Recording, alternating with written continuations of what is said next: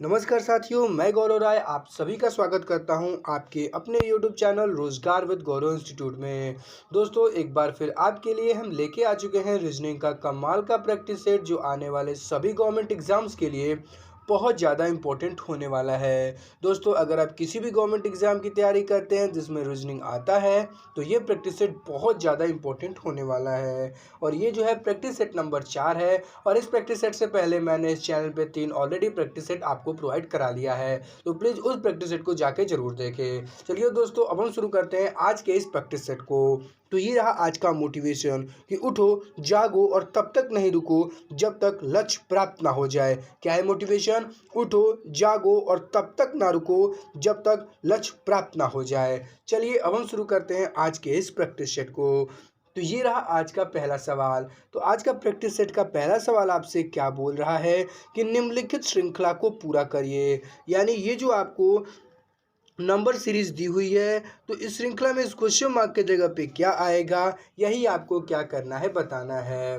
तो ये जो सवाल है वो नंबर सीरीज का सवाल है। और मैंने आपको बताया कि कभी भी आपके सामने नंबर सीरीज का सवाल आए तो सबसे पहले आप डिफरेंस निकाल के करने की ट्राई करिए। अगर वो सवाल डिफरेंस से नहीं होता है तो उसमें दो सीरीज बन रही होंगी।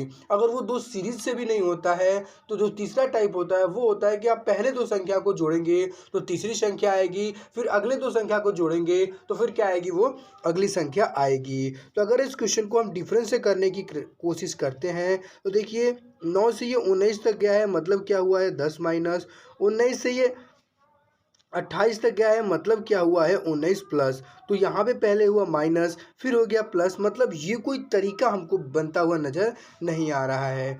फिर अगर हम दूसरे टाइप की बात करें, अगर इसमें हम दो सीरीज बनाने की बात करें तो एक सीरीज ये बन रही है और एक सीरीज जो ये बन रही है। लेकिन अगर आप ध्यान से देखिए, जो पहली वाली सीरीज है उसमें जो है पहले तो थोड़ा कम डिफरेंस है, 11 का डिफरेंस है, फिर बहुत ज़्यादा डिफरेंस हो गया है, मतलब कि ये इस तरीके से भी सवाल नहीं होगा। लेकिन अगर इस सवाल को हम तीसरे टाइप से करने की कोशिश करते हैं, क्या करते हैं, क्या दिया हुआ है आपका 19, 9, 28, 37 और 65। अगर हम इसको तीसरे टाइप से करने की कोशिश करते हैं, अगर हम पहली दो संख्या को जोड़ते हैं, क्या करते हैं 19 में अगर हम 9 को जोड़ते हैं तो क्या आ जाएगा हमारा 28 आ जाएगा। फिर हम 9 में 28 को जोड़ते हैं, फिर अगली दो संख्या को जोड़ते हैं तो हमारा क्या आ जाएगा 37 आ जाएगा। फिर हम 28 में 37 को जोड़ते हैं तो हमारा क्या आ जाएगा आपका 65 आ जाएगा। तो इस सवाल में हम क्या कर रहे हैं, पहली दो संख्या को आपस में जोड़ रहे हैं तो हमारी अगली संख्या क्या हो जा रही है, आ जा रही है। तो सेम उसी प्रकार से हम क्या करेंगे 37 में, क्या करेंगे 37 में हम 65 को जोड़ देंगे। और जब हम 37 में 65 को जोड़ते हैं तो हमारा क्या आता है 102। और 102 ही इस क्वेश्चन मार्क की जगह पे भरा जाएगा जो आपके किस ऑप्शन में दिया हुआ है, ऑप्शन नंबर बी में। तो ऑप्शन नंबर बी जो हो जाएगा इस क्वेश्चन का क्या हो जाएगा, आपका सही जवाब हो जाएगा। चलिए अब हम चलते हैं आज के प्रैक्टिस सेट के दूसरे सवाल पे।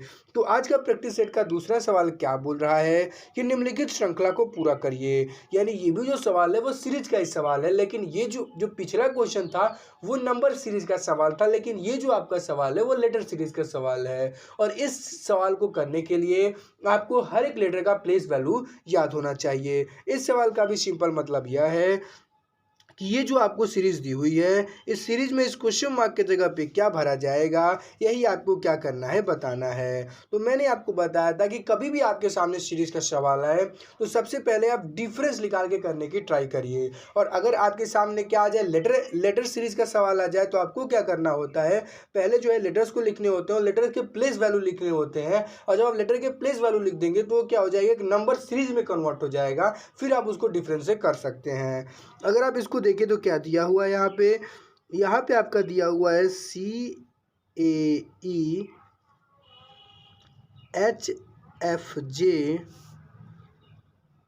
MKO और RP और T आपका यहाँ पे दिया हुआ है। तो अगर आप ध्यान से देखें तो C का प्लेस वैल्यू होता है 3, H का प्लेस वैल्यू होता है कितना 8, M का प्लेस वैल्यू होता है 13 और R का प्लेस वैल्यू होता है 18। मतलब आप कहाँ जा रहे हैं, 3 से 8 तक जा रहे हैं, मतलब आपने 5 प्लस किया।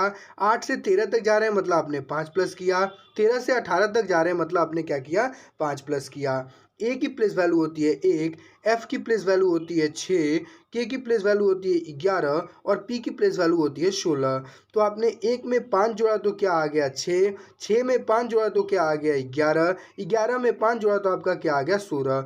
मतलब पहले भी लेटर में आपने 5 जोड़ के आगे संख्या आई, सेम उसी प्रकार के दूसरे लेटर्स में जब हमने 5 जोड़ा तो अगला लेटर आया, फिर 5 जोड़ा तो क्या आया अगला लेटर आया। फिर हम चेक करते हैं तीसरे वाले को। तो ई की प्लेस वैल्यू होती है 5, जे की प्लेस वैल्यू होती है 10, ओ की प्लेस वैल्यू होती है 15 और टी की प्लेस वैल्यू होती है कितनी 20।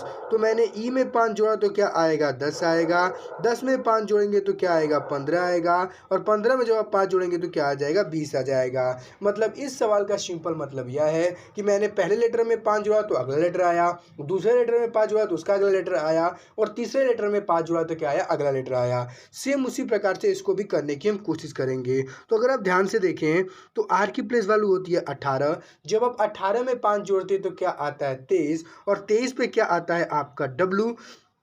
फिर पी की प्लेस वैल्यू क्या होती है 16, जब आप 16 में 5 जोड़ते हैं तो क्या आता है 21, 21 पे आता है आपका यू और टी की प्लेस वैल्यू होती है 20 और 20 में जब आप 5 जोड़ते हैं तो क्या आता है 25, 25 पे क्या आता है आपका एक्स। तो डब्ल्यू यू एक्स जो हो जाएगा इस क्वेश्चन मार्क के जगह पे भरा जाएगा जो आपके किस ऑप्शन में दिया हुआ है, ऑप्शन नंबर ए में। तो ऑप्शन नंबर ए जो हो जाएगा इस क्वेश्चन का क्या हो जाएगा सही जवाब हो जाएगा। आशा करता हूँ ये सवाल भी आपको समझ में आया होगा। चलिए अब हम चलते हैं आज के प्रैक्टिस सेट के तीसरे सवाल पे। तो आज का प्रैक्टिस सेट का तीसरा सवाल क्या बोल रहा है कि एक निश्चित कूट भाषा में LUTE को MUTE लिखा जाता है तथा उसी कूट भाषा में FATE को GATE लिखा जाता है, तो उसी भाषा में BLU को क्या लिखा जाएगा, यही आपको क्या करना है बताना है। तो ये जो आपका सवाल है वो कोडिंग डिकोडिंग का सवाल है और कोडिंग डिकोडिंग का सवाल करने के लिए आपको हर एक लेटर का प्लेस वैल्यू याद होना चाहिए। तो इस क्वेश्चन में क्या बोला है, इस क्वेश्चन में बोला है कि LUTE का जो है वो कोड क्या दिया हुआ है MUTE। सेम उसी प्रकार से FATE का जो है वो कोड क्या दिया हुआ है GATE। तो अगर आप ध्यान से देखें तो पहले वाले में जो है 3 संख्या सेम है, इसमें भी जो है 3 लेटर क्या है सेम है। लेकिन अगर आप ध्यान से देखें तो L की प्लेस वैल्यू होती है 12, M की प्लेस वैल्यू होती है 13। मतलब क्या हुआ है पहले लेटर में एक प्लस हुआ है और अगले 3 लेटर क्या रह जा रहे हैं आपके सेम रह जा रहे हैं। सेम उसी प्रकार से F की प्लेस वैल्यू होती है 6, जी की प्लेस वैल्यू होती है आपकी 7, इसमें भी आपका क्या हुआ है प्लस 1 हुआ है। तो सेम उसी प्रकार से हम क्या करेंगे इस ब्लू का भी बता देंगे। तो आपका क्या दिया हुआ है BLUE। तो यहाँ पे देखिए लास्ट के 3 लेटर तो LUE तो आपके सेम रहेंगे, लेकिन B की प्लेस वैल्यू क्या होती है 2 और यहाँ पे क्या हो रहा है आपका एक प्लस हो रहा है। तो 2 में जब आप एक प्लस करेंगे तो क्या हो जाएगा 3 और 3 पे आता है आपका C।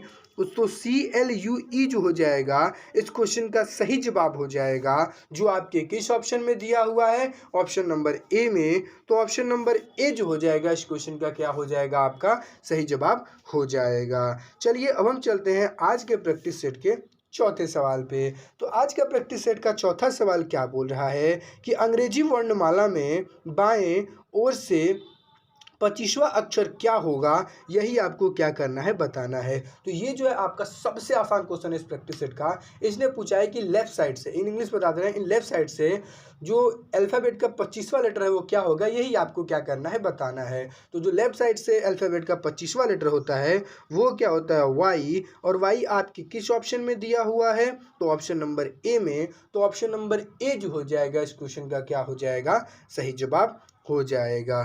चलिए अब हम चलते हैं आज के प्रैक्टिस सेट के 5वें सवाल पे। तो आज का प्रैक्टिस सेट का 5वां सवाल आपसे क्या बोल रहा है कि नीचे दिए गए हैं पासे में 1 से लेकर 6 तक अंक दिए गए हैं, तो इसमें 2 का विपरीत क्या होगा, यही आपको क्या करना है बताना है। तो इस क्वेश्चन का सिंपल मतलब यह है कि आपको यहाँ पे 4 डाइस दी हुई हैं, यानी अगर आप ध्यान से देखें तो यहाँ आपको क्या दी हुई है 4 डाइस दी हुई हैं, 4 पासे दिए हुए हैं। 4 पासों में से आपको ये बताना है कि इस पासे में 2 का विपरीत क्या होगा, यही आपको क्या करना है, बताना है।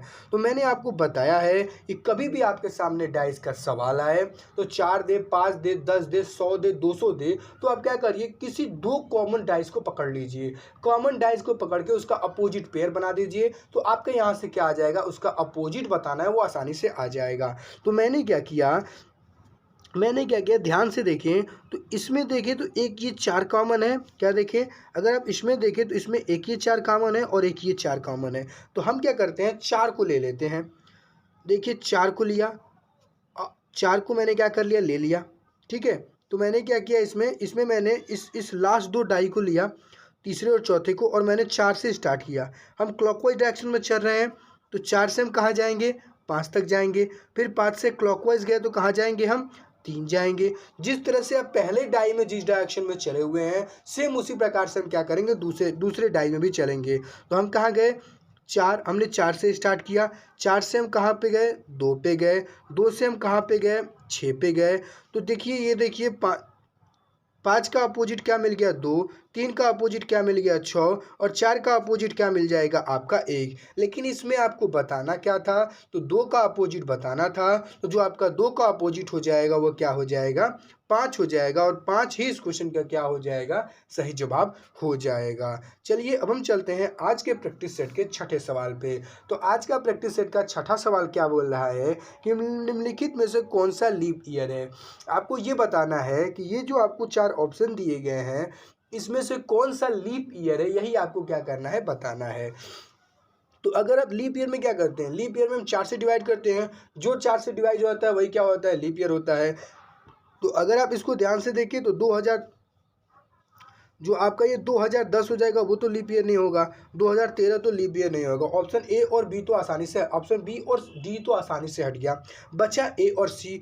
तो अगर आप ध्यान से देखें तो जो 100 होता है वो भी आपके 4 से कटता है, और जो 2000 होता है वो भी आपका 4 से कटता है। तो अभी आप सोचेंगे कि इनमें से कोई एक ऑप्शन होगा, और आप क्या करेंगे, जल्दी में 100 को मार के आ जाएंगे। लेकिन अगर आप एक बात ध्यान से रखिएगा कि कभी भी आपको सेंचुरी ईयर दे, सेंचुरी मतलब 100, 200, 300, 400, 500, 600, 700, 800, 900, 1000, 2000, 3000, 5000, 7000, कभी भी आपके सामने सेंचुरी ईयर आए तो सेंचुरी ईयर में आपको जो संख्या 400 से डिवाइड होगी वही आपकी क्या होगी, लीप ईयर होगी। तो अगर आप ध्यान से देखें तो 100 आपकी 400 से डिवाइड नहीं होती है, 2000 जो होता है वो 400 से डिवाइड होता है। तो ऑप्शन नंबर ए जो हो जाएगा वो लीप ईयर हो जाएगा, और वही जो हो जाएगा इस क्वेश्चन का क्या हो जाएगा, आपका सही जवाब हो जाएगा। चलिए अब हम चलते हैं आज के प्रैक्टिस सेट के 7वें सवाल पे।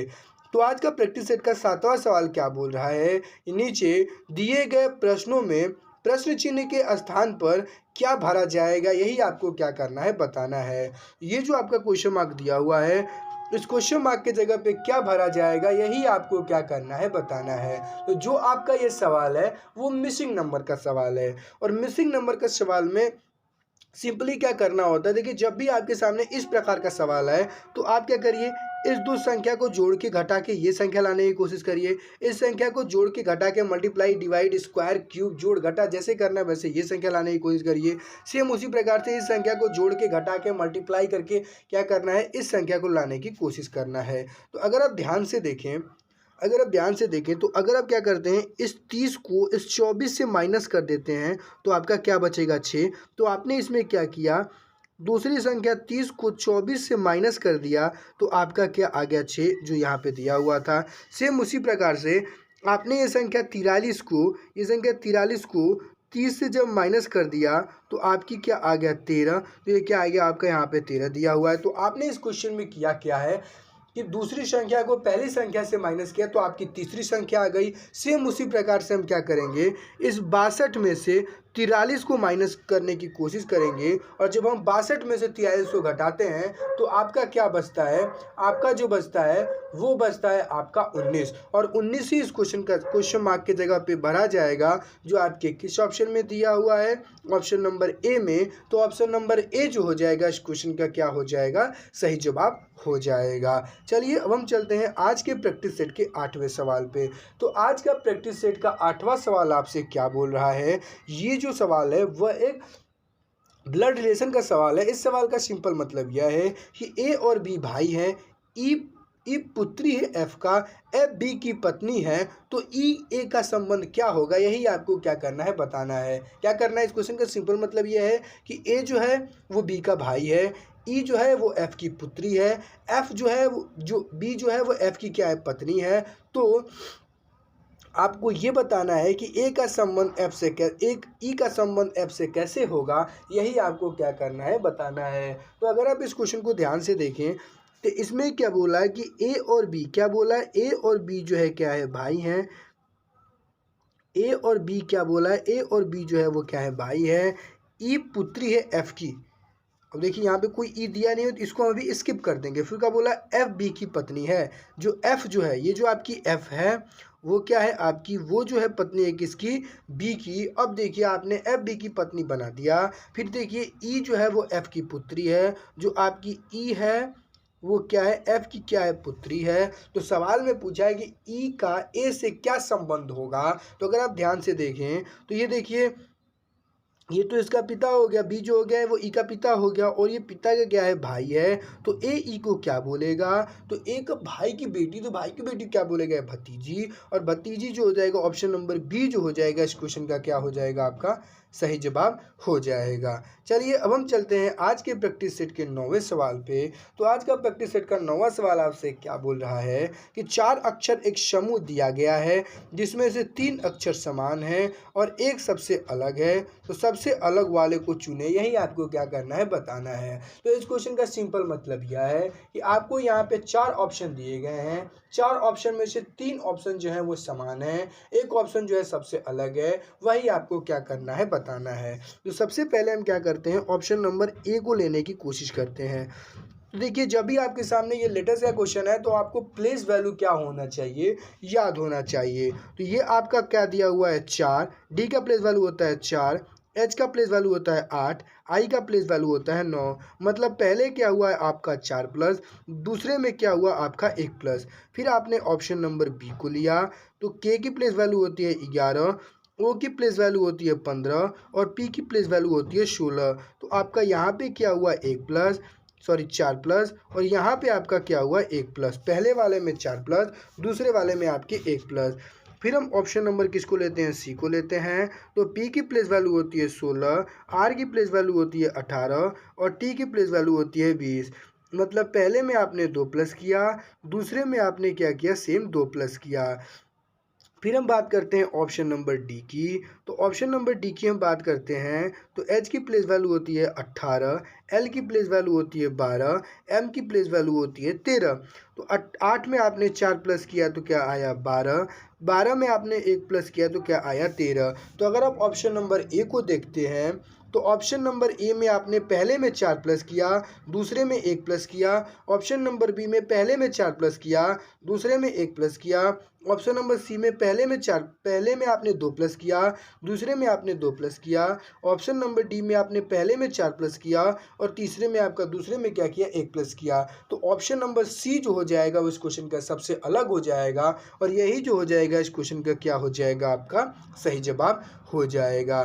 चलिए अब हम चलते हैं आज के प्रैक्टिस सेट के आखिरी सवाल पे। तो आज के प्रैक्टिस सेट का आखिरी और 10वां सवाल आपसे क्या बोल रहा है कि नीचे दिए गए प्रश्नों में संबंधित शब्दों को चुनिए। यानी ये जो सवाल है वो क्या है, शब्द एनालॉजी का सवाल है। इस सवाल का सिंपल मतलब यह है कि जिस प्रकार से लंबाई का संबंध मीटर से है, सेम उसी प्रकार से विद्युत शक्ति का संबंध किससे होगा, यही आपको क्या करना है बताना है। तो मैंने आपको बताया था कि कभी भी आपके सामने एनालॉजी का सवाल आया तो सबसे पहले आप पहले 2 शब्दों में, ये जो आपके दिए पहले 2 शब्दों में संबंध बनाने की कोशिश करिए, और उसी प्रकार से हम क्या करेंगे, अगले 2 शब्दों में आपके संबंध बन जाएंगे। तो अगर आप ध्यान से देखें तो लंबाई को नापने के लिए जो होता है वो क्या होता है, मीटर होता है। तो लंबाई को मापन के लिए हम मीटर का यूज करते हैं। तो विद्युत शक्ति को नापने के लिए हम किसका यूज करेंगे, तो विद्युत शक्ति को नापने के लिए हम वाट का यूज करते हैं। तो वाट ही इस क्वेश्चन मार्क के जगह पे भरा जाएगा, जो आपके किस ऑप्शन में दिया हुआ है, ऑप्शन नंबर सी में। तो ऑप्शन नंबर सी जो हो जाएगा इस क्वेश्चन का क्या हो जाएगा, सही जवाब हो जाएगा। दोस्तों आशा करता हूँ सारे सवाल समझ में आए होंगे। अगर आपको ये वीडियो इन्फॉर्मेटिव और अच्छी लगी हो तो अपने दोस्तों तक शेयर करना ना भूलें। तब तक के लिए धन्यवाद। जय हिंद, जय भारत।